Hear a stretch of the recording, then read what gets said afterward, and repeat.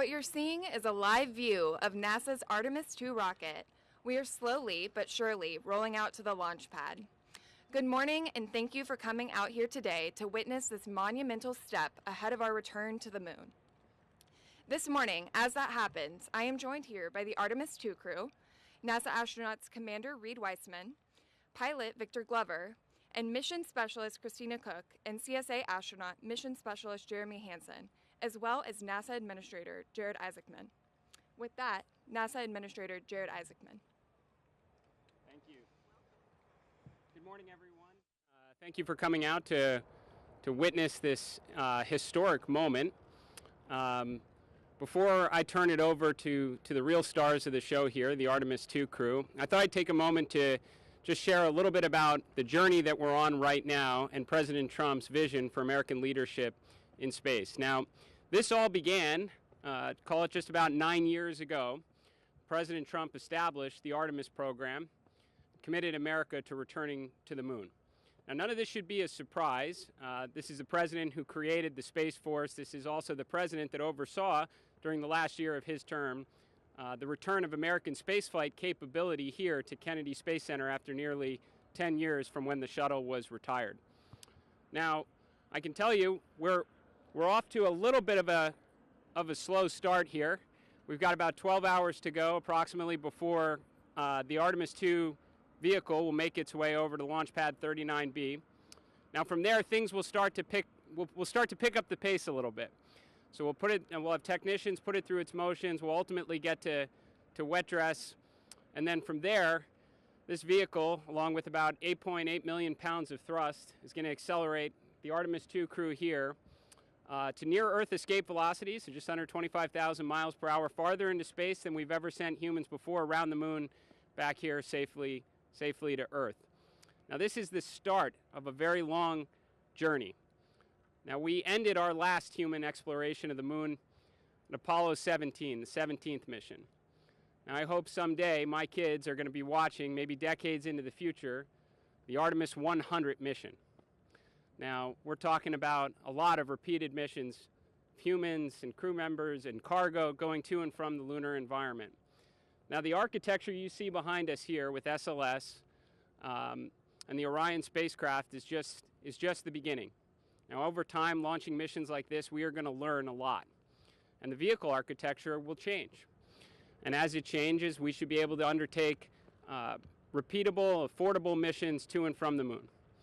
And in that same vein, just as we begin, the cost to undertake a mission like we're going to undertake with Artemis II is not inexpensive. But where it'll go as we learn and gradually incorporate reusability is what's going to enable missions like Artemis 100 and beyond, right? And why are we doing this? We are doing this to fulfill a promise to the American people that we will return to the moon, a promise to all of the pioneers, the engineers, the scientists, the astronauts, the researchers from the 1960s, of which laid the foundation that we are standing upon right now. We'll do it inevitably to figure out the orbital and lunar economy for all of the science and discovery possibilities that are out there, to inspire my kids, your kids, kids all around the world to want to grow up and contribute to this unbelievable endeavor that we're on right now. And before I hand it over to Commander Wiseman on this, I just want to acknowledge the contributions from literally the army that we have at NASA that shows up to work every single day to try and change the world. We don't do it alone. We have commercial partners, we have international partners that are involved in this, but we have thousands of people that have brought us to this moment. The thousands of people that have been working near 24/7 preparing us for this rollout, the thousands of people across the country that trained and prepared this crew to undertake this mission, the controllers that'll look out for them on space, the recovery crews that'll bring them safely home to their family at the conclusion of their 10-day journey. So with that, ladies and gentlemen, this is your NASA. Commander. Thanks, Jared. Appreciate that. You said we're off to a slow start, but I heard Ike's going to go over there after this and drive, so we'll pick it up. The relative motion looks good, though. What a great day to be here. On behalf of myself, Victor, Christina, Jeremy, Administrator Isaacman, thanks for having us out here. And this is a great way to start rollout morning at Kennedy Space Center. I just want to build on what you just said about these teams. We see this beautiful hardware behind us, the SLS, the Orion. But for this crew, we've been on this journey for about 2.5 years. And we truly look at that and see teamwork. We see global cooperation. We see a strong nation leading the way. You look at those white boosters on the side. We've been out in Utah. We've met the men and women that are assembling them, that put them on rail cars and send them down here to the Cape. The core stage in the center, built by Boeing. Jeremy and I were there at Michoud when that thing got loaded on the barge and shipped down here with the RS-25s, tested at Stennis, assembled to the bottom of that rocket. The interim cryogenic propulsion stage, we met that whole flight control team out in Denver with United Launch Alliance. Building up into the European service module, we were in Bremen, Germany, meeting the Airbus team that has assembled that, and the European Space Agency, and then up to our Lockheed Orion. We spent so many countless hours in that vehicle preparing. And then you look just to the left here at Launch Control, it's almost eclipsed, well, it is eclipsed by the VAB. Charlie Blackwell Thompson leading her team and the Exploration Ground Systems folks, that they have hit every single milestone for the last year to get to where we are today. They've hit every single one of them. It is awe-inspiring. And then back in Houston with our flight control team, led by Jeff Radigan and our launch directors, we really are ready to go. We were in a sim for about 10 hours yesterday, doing our basically final capstone entry and landing sim. We got in T-38s last night, and we flew here to the Cape to be here for this monumentous occasion. With that, I just really want to say thank you to all the press that are out here getting our message out. It's very important. And hand it back to Bethany. Thank you. And with that, we will open the floor to questions. There is a mic over here on the left, and we ask that you limit to one question each so that we can get to as many people and questions as possible. Hi, Marcia Dunn, Associated Press for Mr. Isaacman. What's your take on how realistic it is that Artemis II will take off in February? And if I might really ask Reid a real quick question, I loved your crescent moon shot recently. What's it like to go outside at night and look at the moon now? So I guess take the first part of the question. I mean, we're continuing on with our Artemis II preparation campaign. I think we've held schedule pretty well, getting to roll out today. So we'll get out there. We'll put it through its motions. We'll get through wet dress. We have, I think, zero intention of communicating an actual launch date until we get through wet dress. But look, I mean, that's our first window, and if everything is tracking accordingly, I know the teams are prepared. I know this crew is prepared. We'll take it. We like that answer.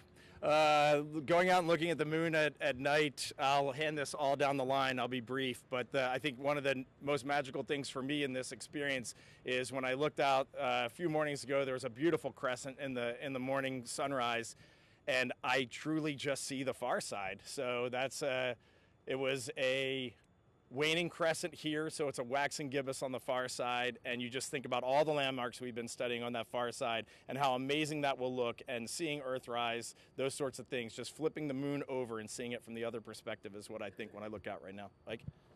Yeah, thank you for that question.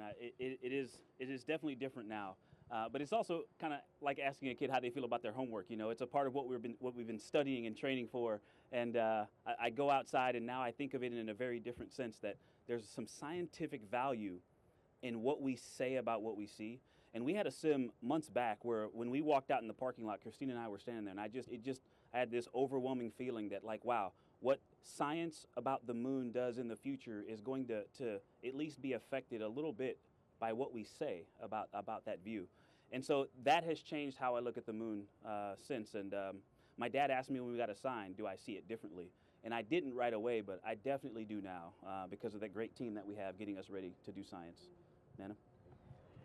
I think for me, what I see is the fact that all the people here on Earth, when they look up at the moon during our mission, before our mission, after our mission, during Artemis 3 and missions beyond, all the way to Artemis 100, they'll know that not only have we been there in the past, but we actively go there. We send people there because we're humans that must explore. Something I'll share with you. It was kind of neat. Over the New Year's time period, had a little time off, had my kids back at home from university, and we just had the best viewing weather in Houston for the moon, and it was approaching a full moon, and I had the kids out there, some mandatory science, observing the moon with me, teaching them landmarks that we've been memorizing as a crew, but they were lit up about it too, and that was just really fun. And I think the moon is something I've sort of taken for granted. I've looked at it my whole life, but then you just kind of glance at it, glance away, but now I've been staring at it a lot more. And I think others are going to join us in staring at the moon a lot more, as there are humans flying around the far side. I think that's just good for humanity. And with that, we'll take the next question. Hi, thank you so much. TJ Mascaro with the Epoch Times. This question is for Victor and Jared. Looking ahead to missions like Artemis 100 and just the future of our space activities, a lot of talk seems to be around automation and computer pilots and all of that. I was wondering how important it is that we continue to build on manual flying in space, and what place will that have going forward? It's interesting. First of all, did you target me because I'm a little bit of a Luddite, and I love the inceptors or the controls that I can put my hands on if I'm going to fly something. But I think what the last 5 years has taught me since flying the SpaceX Dragon, the same one that Jared flew, is that the tool needs to be designed for the task. And so I could go on and on about this, but I think it is something that we have to think more about, because the state of technology is where it is, and we're not going to undo all of that. And so finding ways to integrate software, hardware, but the thing that hasn't changed, as far back as we can read the record, we are still the same stuff.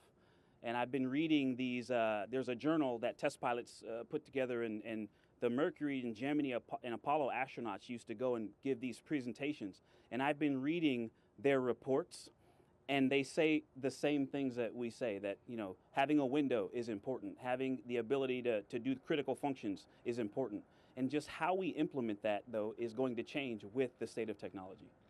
Thank you for the question. I think that we're just talking about an evolution in terms of what are truly the manual inputs, right? So I would say probably the T-38s you're flying are maybe some of the last, aircraft you've touched that actually, when you put a control input in, you're actually directly moving a flight control surface. A lot of the 4th and 5th generation aircraft that are flown today, it's all fly-by-wire. So you're telling the airplane what you'd like to do, and then the computer's interpreting it and saying, this is what I'll give you. And I think you're going to just naturally see that evolution in spacecraft, right? We're not taking the human out of the loop, right? There can be some pre-planned waypoints as we navigate around the moon, and then perhaps a human is directly inputting this is the actual target location I would like to land at for some reason. The computer's taking that manual input and saying, now I'll put you there, right? And I think that's probably the evolution we're looking at. But no doubt, look, as we get farther into deep space exploration, the ability to rely on autonomous capabilities within the spacecraft become more and more important. And I'd say the moon is going to be a perfect proving ground for that, right? So we talk about building a moon base. Now, day one of the moon base is not going to look like this, glass enclosed dome city that we might imagine someday. That's certainly what the ideal end state would be, but it's probably a lot of rovers that are moving around, a lot of autonomous rovers that are experimenting with mining or some mineral extraction capabilities to start, printing with regoliths. So naturally, I think in terms of what we want to achieve in space, you're going to incorporate more autonomy in our robotic missions. We're looking at a mission to Venus right now that could have some onboard AI capabilities in it. So this is the way we're going to go. But I'll tell you, if humans are on a spacecraft, they'll always have a vote. They'll always have a say in it. How that may look today could be very much like the F-22 versus the T-38 of the past, if that makes sense. And with that, we will take the next question. Hi, thanks for doing this. I'm Ken Kramer, Space Up Close. Good luck and best wishes to Crew 11. I'm a pharmaceutical researcher, so I want to ask you about the science you're going to be doing. Tell us a little bit, one or all of you, how it's going to benefit Earth and also how it's going to benefit us getting to Mars. Thank you.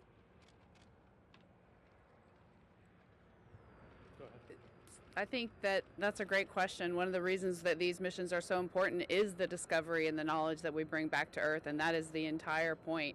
We have both lunar geology science and we have human research on this mission. Human research is that we're participating in, everything from how we can top perform, behavioral health, immune response in space, which is a fascinating physiological response that humans have to microgravity. And there's a really neat new type of technology we're flying, an experiment called Avatar, where we're actually using chip, organ on a chip technology, cell on a chip technology to mimic how our cells, our bone marrow cells, will respond to microgravity in the radiation environment, to bring that science back to Earth, to understand how we can more efficiently send humans deeper into space and how we respond. So it's really exciting. We're happy to be a part of all that science. And talking about the lunar geology aspects a little bit, the moon is like a witness plate for everything that's actually happened to Earth, but has since been erased by our weathering processes and our tectonic processes and our other geologic processes. We can actually learn more about solar system formation, more about how planets form maybe around other stars, more about the likelihood of life out there, starting with studying the moon. And I think that's something, that question is, in my opinion, one of the biggest philosophical questions of our time. And I think some of the first steps to answering it start with this mission. With that, we'll take the next question. Good morning, Jeff Faust of Space News. Question for the administrator. As we're preparing to go around the moon with Artemis II, I wonder if you can give us some thoughts on your plans for ensuring Artemis III can land humans on the moon by 2028. I know you've met recently with SpaceX and Blue Origin about speeding up the lunar lander development, but what should we be looking for in the months to come in terms of getting Artemis III, keeping it on schedule, or at least ensuring a landing by 2028? Yeah, it's a really good question. So one, we will just continue to be, as transparent as we can as we make progress towards the Artemis III mission. The way the public can best follow on and probably measure progress is just observing launch rate. I mean, that is absolutely the key to, unlocking the capability that'll be necessary to bring our lander to the lunar environment and bring astronauts down to the surface. So. I will say I did meet with both Blue Origin and SpaceX on their acceleration plans. These are both very good plans. I would say they both reduce technical risk from where we were before, so that's good. But in the end, it's going to come down to launching vehicles very frequently to learn.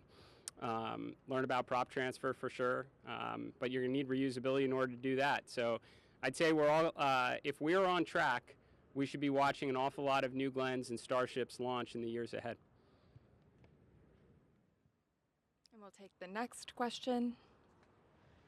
Good morning, Irene Klotz with Aviation Week and Space Technology. Sorry for the sun. For Jared, you've ridden a couple of rockets, you've seen launches, and you've seen Starship up close and roll out. Could you tell us what you think is special about this rocket, and if your opinion has deepened or enriched in the month that you've been administrator? Well, I appreciate the question. We need more questions for the crew over here, because they're the ones about to embark on a pretty extraordinary journey on that vehicle. I would say I mean not a whole lot has changed from my perspective, other than getting I guess a lot of firsthand account of the people that and the effort that goes into building a vehicle such as this. And even more of the history that led up to this. Even just walking inside the VAB, which I've seen it I don't know how many times from the exterior, and then you go inside, you couldn't even find the SLS in there if you wanted to. I mean, and then that just brings back, what it must have been like during the 1960s when you had multiple Apollo vehicles in there, or at a time when or multiple Saturn vehicles in there, at a time when you had multiple shuttles in there. So. I'm halfway through a roadshow around the country to every one of our centers, meeting the workforce, trying to hear from those that are actually doing the hard work that it takes to pull off a mission such as this. So nothing changed in my mind about the importance of the mission that is NASA, our path to achieving it, but I've definitely had an opportunity to meet a lot of the folks that are helping enable it, and it's just extraordinary. So thank you. We'll take the next question now. Hi, Elizabeth Howell from SpaceQ in Canada, and this question is for Jeremy. You've often talked about how Canada has been taking all of these steps in space for decades alongside our international partners, clearly including NASA here, and you've also said, let's imagine what's next for Canada. And so in your mind, what's next for Canada in space once we finish this step? Thank you. Thanks, Elizabeth. I would just like to re-echo some of those previous comments, because against the backdrop of that rocket rolling, it represents an extraordinary American workforce right there, watching that thing roll out. And like Reid was talking about, we've been around and we've met them and we appreciate them. And no matter what their future is, that's a workforce that is trained to do extraordinary things. And they'll be redirected as we adapt and continue to do extraordinary things. And that is the same story in Canada. I've really applauded the American space leadership because they carved out space for Canada to hone some of our skills, to develop workforce in specific areas and to bring that knowledge. And the future for Canada kind of looks like where the international collaboration wants to go. We aren't leading that collaboration. NASA's leading that collaboration, inviting our participation. We have skill sets, and I know Canada will rise to the challenge just like they did in the Artemis. When we were asked to join Artemis, we started to lean into developing new robotic systems for deep space. Even we're working on lunar surface stuff now, so we'll just bring that workforce to bear to meet joint collective objectives. And maybe I'll just end with, I'm actually pretty pumped to see that, because in just a few weeks you're going to see 4 humans fly around the moon, and if we're doing that now, imagine what we can do next. I'm pretty pumped to see that come to fruition. We'll take the next question. Hi, thanks for taking questions. Richard Tribou, Orlando Sentinel. This is for the astronauts, sorry, Administrator. Tuesday is the 96th birthday of Buzz Aldrin, and there's very few all men, who've flown around or to the moon. I think we are down to 5, and they're all over 90. So, one, I know many of you have found inspiration talking with them. I know General Stafford was hand in hand during Artemis I. So can you each tell me what the Apollo crew have been able to teach you about what you're going to face? And also, if you want to wish happy birthday to Buzz, feel free. Thanks. Happy birthday, Buzz. I'll just share my General Stafford story, which was the day we all got assigned to this mission publicly. My phone rang that afternoon. I didn't have the number saved. It was a Florida number, and I was thinking it was a telemarketer. I was on my couch. I was getting ready to take a nap. It had been a long day with the media, and I almost hit the red hang-up button, but I just figured I would answer it. I answered it, and it was General Stafford. Reid, congratulations. We are so excited for you. And I think that's the way the Apollo crew has always been. They are so fired up that we are headed back to the moon. They are so fired up that we're going on to Mars. They just want to see humans as far away from Earth as possible, discovering the unknown, the near impossible, as the administrator keeps saying for NASA as our charter. So we really love that. I also want to say, we grew up in the shuttle era, and we grew up in the International Space Station era, and 3 of us have been up there, and Jared's been in low Earth orbit. He knows what that feels like. So we do feel like this is an Apollo legacy, but for the 4 of us here, we are standing on the shoulders of the International Space Station and the science, the research, the long duration exposure they have had and what we have learned up there. I mentioned how I'm reading these journal articles from the 60s about Gemini and Apollo and some of the engineering lessons and piloting lessons that they fed into the system. But something that's also very interesting that you just kind of get between the technical data is the people that they were. And I do find a lot of inspiration in that, just understanding some of what their families were going through, what they were learning, or what they didn't know they were learning. As we look back, we have the benefit of hindsight. And so I've actually been very fortunate to become friends with Rusty Schweikert, and Rusty gave me a bag of wisdom, quotes from different cultures all over the world that I took to the space station. And I'm going to take that little bag of wisdom, but also in my heart and mind, the wisdom that we've learned from Charlie Duke and General Stafford and Dr. Schmidt on what it meant to them, and some of the story that hasn't even come out yet. We're still learning things from the Apollo era, and so it'll be nice to take the baton, run our best race, and then hopefully pass that baton on to the Artemis 100 crew. I think what they've taught me goes beyond the technical tidbits and things of that nature. And the biggest thing I can talk about is camaraderie. They taught me camaraderie because I've had the privilege of interacting with them for actually over 25 years now through a scholarship foundation that they gave back to. And then more recently at NASA Remembrance events, which are kind of little reunions in a lot of ways for the Apollo astronauts, and seeing the way they interact with each other, seeing the way they tell stories and the way they still love each other and being around each other and what they went through together and how that bonded them has been really instrumental for me in appreciating every single day with my crew and with the larger teams.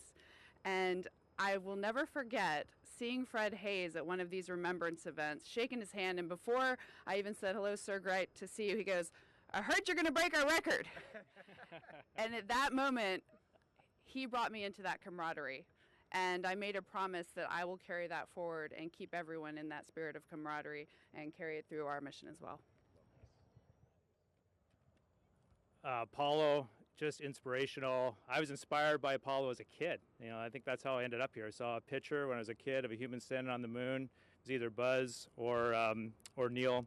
But it just changed my perspective on things. I turned my Treehouse into a spaceship. I started exploring space in my imagination, and here I am all those years later.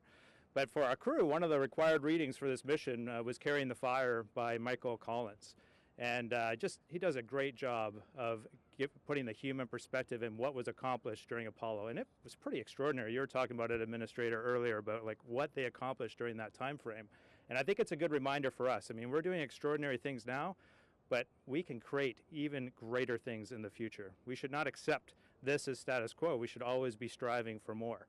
And something else you wrote recently, Administrator, that I think touched all of us was just the appreciation for, we want to fly safely in space, but we also have to be willing to take appropriate risk. That's what this is about. And when we were reading Carrying the Fire, this is the part that really got my attention. Michael Collins jumped on a spacewalk from one Gemini spacecraft to the Agena. That's extraordinary. That is truly extraordinary. And so that was a courageous example, but they also weren't cavalier. They were taking calculated risks. And I think it's a great example for us to remind ourselves, hey, we're going to go out there, we're going to take some appropriate risk, and we're going to accomplish some extraordinary things. We're going to have some failures, some setbacks along the way, and then we're going to pick ourselves back up and keep going. We'll move to the next question. Hi, Kristen Fisher with The Endless Void. It's so great to see all of you on such an exciting day. You four are about to fly farther into space than any humans have ever flown, and with that comes some inherent risk, like you were just talking about, Jeremy. And so my question is, we've heard a lot about your training, but how are you training your loved ones? How are you preparing your families in these final weeks as you get ready to leave them behind on Earth? Trying to train them honestly and openly is the best thing you can do. We just had all of our families together about a week and a half ago at the astronaut quarantine facility at the Johnson Space Center. That was one of the cooler moments in all of our training, just sitting around with our families around a conference table, and NASA was briefing them on the mission. Fellow astronaut Randy Bresnick, who was our technical lead, came in and gave them an amazing overview of the mission profile and the Orion spacecraft. And then there are the more personal touch points. I went on a walk with my kids. I told them, here's where the will is, here's where the trust documents are, and if anything happens to me, here's what's going to happen to you. And that is a part of this life. I actually wish more people in everyday life talk to their families in that way, because you never know what the next day is going to bring. So it's just important to be as open and honest as you possibly can. And then the other neat thing that has happened amongst all of us is our kids know each other, spouses know each other, we all text each other. It has developed this foundation that I know, even though it's a 10-day mission, I just know who everyone is going to lean on to get through this together while we're up there. On launch day, we've got the easiest job. We really have the easiest job. We've trained for this, we know exactly what to do, and it will be good. It's our families that we think about the most on launch day. You know, it is an interesting part of this journey. We have the entire resources of our agencies helping to get us ready, but we have to take the initiative to get our families ready. And we have a fantastic family support team, but we do have to take some initiative and lean in on that. And so those are tough talks, but you have to have those talks, or they can be tough. And you know, having the experience of doing this to get ready for the space station gives some neat experience, but also just something to compare and contrast with as well. And so we were having one of those tough conversations, and I mentioned to my family that, hey, you know, if I forgot to close the garage and we're all in Florida, I'll close it when I get back. You know, not 168 days later, but 10 or 11 days later. And so we you know, that is an important part, and thank you for bringing that up, because it is something that I think about a lot. And I am also really grateful that we have, I was actually just talking to Jared's family about when we were here to watch the Polaris launch. I was here to support a colleague and their family while they watched their loved one launch. That's my favorite role in this office. That is my most cherished, honored experience that we get to do with and for each other. And we have some folks that are going to be supporting us. 2 of them are here, our backups, Jenny and Andre. And we have escorts that are assigned to each of our families. And I just wanted to give them a shout out. We've all got someone, an astronaut, that is going to be with our family members when they're watching launch, which can be this terrific and terrifying moment all at the same time. And so I'm just really grateful to that team that helps us to get ready. I think for us, in addition to all that, it's 2 things. First of all, I love talking to my husband. He's been very inquisitive about the actual technical aspects of the mission. These guys know my husband. So, you know, we're talking about what are the big milestones? What are the risky parts? When can he sigh a sigh of relief? When does he need to be glued to the TV? And talking about some of those technical things, every once in a while we just get a question that comes out about the vehicle or how the mission's going to go. And then the second one is just a little more practical. I really have to make sure he knows that it's not like the International Space Station where we can just make a phone call. So he's not going to be able to call me and ask where something is in the house. He's going to have to find it. That's been a big one for us. Pretty similar for my family. Over the holidays, though, we did watch some Artemis I launch video and entry video just to kind of point out a few things that can catch you off guard, like when the main engine's light. It does look like for a few seconds the rocket is blowing up, and then it launches. So letting them know about that. Also, re-entry, what they can expect to see and maybe not see and not hear from us, and that's normal, and there's just a lot of different stuff there. And so during those times, to just be calm and patient and not make any assumptions.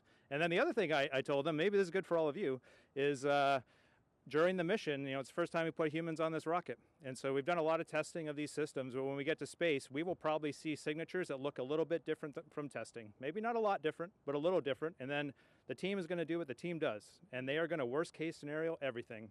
And so if you hear any of it, it might sound really bad. It's probably not that bad. We're just going through what's the worst case scenario, what's the next worst failure, and that's probably going to be par for the course on a mission for the first time with humans on it. Can I take a little license here and I want to just say something to you all. Thank you for being here and helping us share, you know, all of this perspective and time with and gratitude with the world. But you all have a really unique role. And what Jeremy said just reminded me of this. You know, how we talk about this is going to be based on how we think about this, what you believe.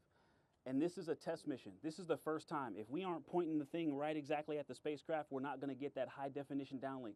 And we could go, oh, darn. Or you could say, this is hard. And they're safe.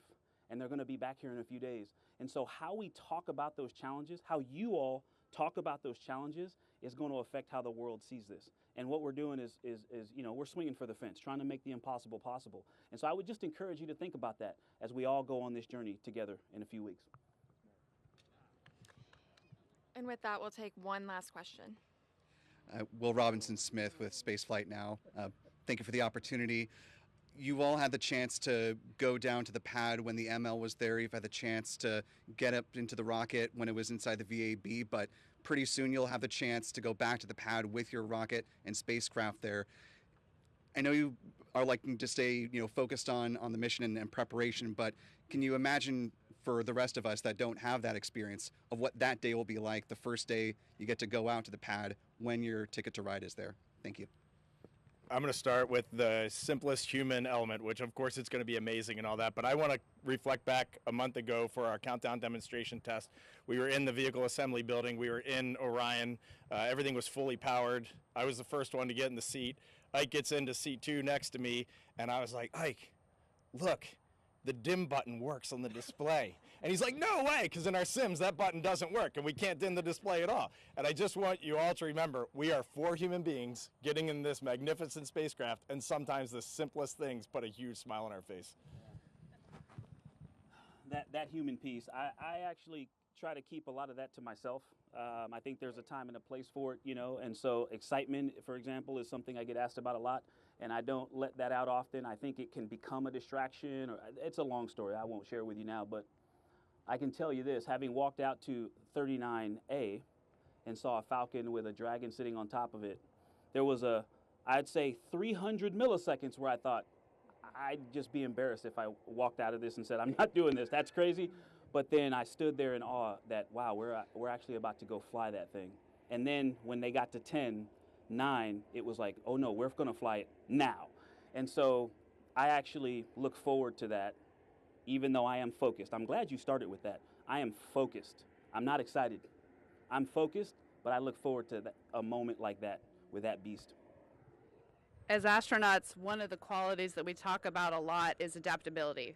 This idea that, yes, you train and prepare for everything, but the most important thing is that you're ready to take on what you haven't prepared for. And so one of the things that these 12 years I've had in the astronaut corps has trained me to do is to not have expectations. So today is a day I trained myself not to expect. But looking over there, that's an amazing feeling. I think that on the day when we climb in, I always have heard this adage, and it turns out it's true. Astronauts are the calmest people on launch day. And I think we do that. It feels that way because we're just so ready to fulfill the mission that we came here to do, that we've trained to do. We are so ready to just give back that it gives us this intense feeling of calm and readiness. And I hope and try not to expect that I will feel that way. Last time we walked across that pad for the countdown test that Reid was talking about, and you go up the first elevator and you're on the bottom of the launch pad and you walk by the bottom of the solids and the 4 RS-25s, and even in that moment, it wasn't fueled and it wasn't creaking and moaning and it didn't look super scary, but in that moment, one of the things that I felt was gratitude. And just like, I just see people when I look at that rocket. And people have poured their heart and soul into this vehicle, and it's truly extraordinary. And they're 24/7 here across the country, around the world. People are just pouring their hearts and soul into doing this because they're fired up and inspired by what we can accomplish. And so I know I feel a lot of things on that day, but there will be a fleeting moment at least of gratitude. And we are actually going to take just one last question, and then we will wrap this up. Yes, thank you. There we go. Thanks. Sorry, a little short. Sawyer Rosenstein with NASASpaceflight.com. I know one of the key things about this mission is the human factor of things, and I know you each get just a little personal kit that you can bring with you. Is there something special or sentimental that each of you is bringing with you that you're kind of proud to say, I brought this to the moon and bring it back to Earth? I have a blank piece of paper and a pencil, and I can't wait to write some thoughts on that. I don't know what to expect, and I don't want to go in with any preconceived notions, so I know exactly where that note card is, and I can't wait to jot some notes on it. My Bible, if that didn't go on the microphone, and an heirloom for each of my daughters and my wife. For me, it's handwritten notes from people that I love. The idea that I can hold in my hands way out there, or in my case in the past on the International Space Station, I can hold in my hands something that they held in their hands and drew on or wrote on. That is really special to me. So I hope to find some in my care package when I get there. Some things that definitely represent the people that put me in this position, but one of the most meaningful things is the 4 moon pendants that I gifted my wife and 3 children, I guess 2 years ago now. And they wore them for a while. I collected them back this summer, and they're on that vehicle right now, rolling to the pad. And with that, we will conclude today. Thank you so much for coming out and for your interest in NASA. And thank you to the administrator and the crew for taking the time to answer these questions. Just a reminder that we will have a follow-on press conference and media availability with the acting deputy director, or Deputy Associate Administrator of ESDMD at 10 a.m. at the KSC Press site. Thank you.